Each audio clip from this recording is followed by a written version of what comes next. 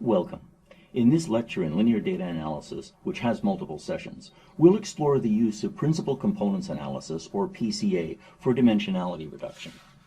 The main concepts in this lecture are that we'll revisit PCA and we'll reconsider what the axes are and what the scores are. We'll explore the scatter matrix, which is closely related to the covariance matrix.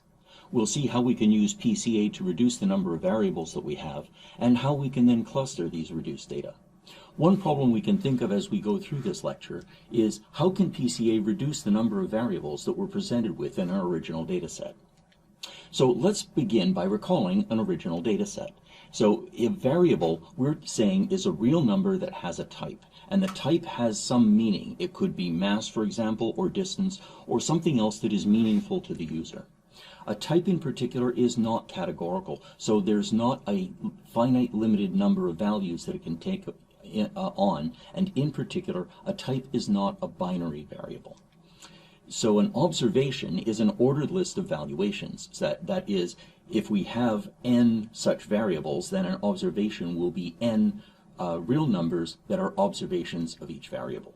So with caution, we can perform certain operations on these variables. We can take differences from the mean, for example, and we can find scores as weighted sums. That's a key component of PCA. And what we do is we're gathering all of these data into a matrix, and the matrix has real numbers, and there are m observations, and there are n variables in our data. Associated with the matrix A are important vector spaces. We'll be supposing that this matrix is full rank, but that's not absolutely necessary.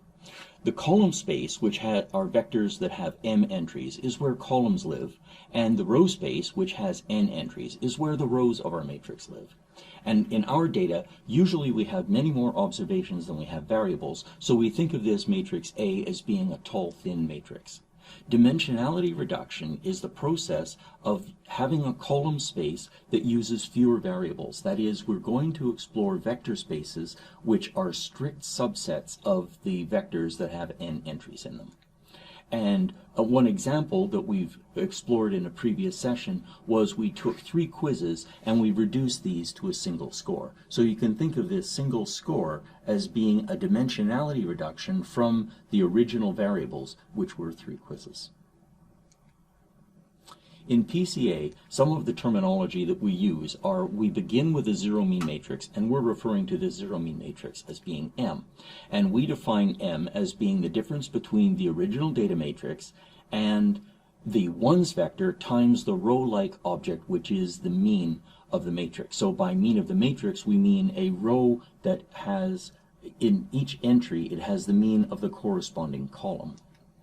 And we use this matrix M to formulate that covariance matrix, and the covariance matrix is the transpose of the zero-mean matrix times the zero-mean matrix, and then we're using sample covariance, so we're dividing by 1 less than the number of observations that we have.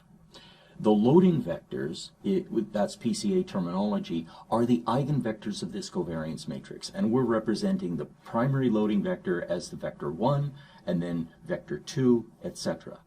We don't use this terminology very often, but when we need to, the eigenvalues of the covariance matrix are sometimes referred to in PCA literature as being latent variables.